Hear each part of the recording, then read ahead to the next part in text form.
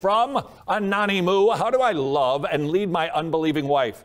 She's a very demanding woman and fights me the whole way with everything I try to lead in. Dude, you are living in a tough scenario. This fellow needs a local church. This fellow needs support. This fellow needs love. And this fellow needs to be able to be transparent without feeling like he is a loser for having a wife who's a bit rebellious. It happens. We need to help people like this, not them. What might I say to him? I would say that this is an issue that demands a long view. I don't think that this is, hey, Golda, if I want to look at a sewing machine, I'm going to look at a sewing machine. We aren't Tevye, and this ain't Fiddler on the Roof. This takes some wisdom. This takes a long view.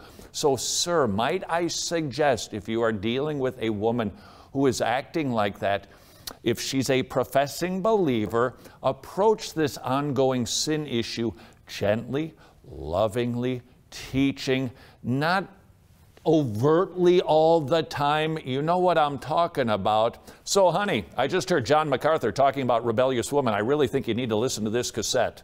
Okay, dated reference. But the point is, you can be a little bit more subtle about it. It doesn't need to take you automatically to 1 Peter 2. Just do a lot of teaching. Let the Holy Spirit sanctify her, grow her, and then wisely introduce the ideas of authority, and then you can teach on what submission really means. This is discipleship. If we're talking about somebody who's a professing believer, then we need to take the long view and be patient and loving, just like God is with us. If and however you are saved and your spouse is rebellious, won't participate in orderly affairs of a family that you deem are really important, then obviously the issue is conversion and regeneration, and I would focus on that way more than I would focus on submission.